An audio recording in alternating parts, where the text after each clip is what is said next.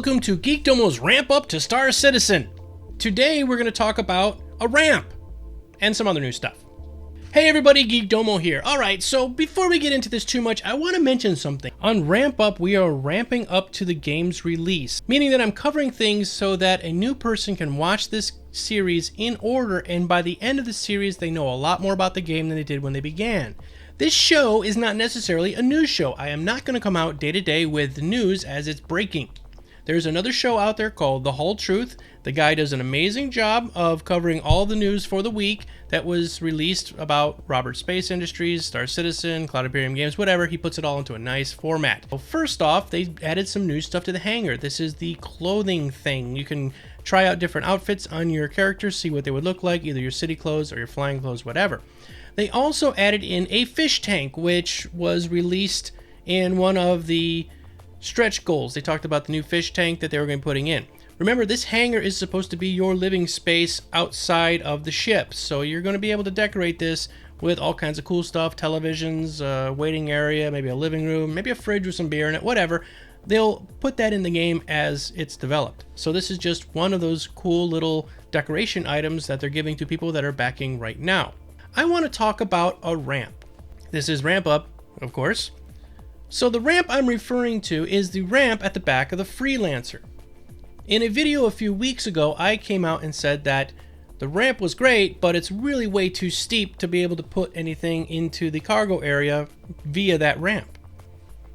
It's just kind of cool that something I did mention in my video was changed. For a company to listen to its fan base enough to be able to change minor things like that is pretty damn cool. And I give huge kudos to C.I.G for doing that.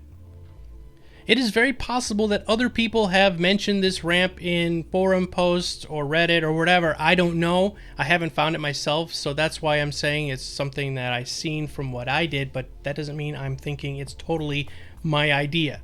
They have hundreds of thousands of people that are into this game, and tens of thousands of people have already pledged and backed this game already. A year and a half out, 2 years out, however far it is before it's finally released, it's a ways away. And they've now raised over $22 million. Okay, so let's have a look at the old ramp. I'm going to show you a clip of the video that I put out a couple weeks ago where I talked about how the ramp was a bit silly at the angle it was. And then we're going to have a look at the brand new ramp that I just filmed just now in my hangar. As you can see, this ramp, way too shallow. Unless you're Evel Knievel and you're trying to launch into that cargo hold, way too steep. Let's move ahead to the new one. Now look at this. Isn't this pretty? It's at a great angle and you can easily go in and out of that cargo area with any kind of stuff you're going to be carrying.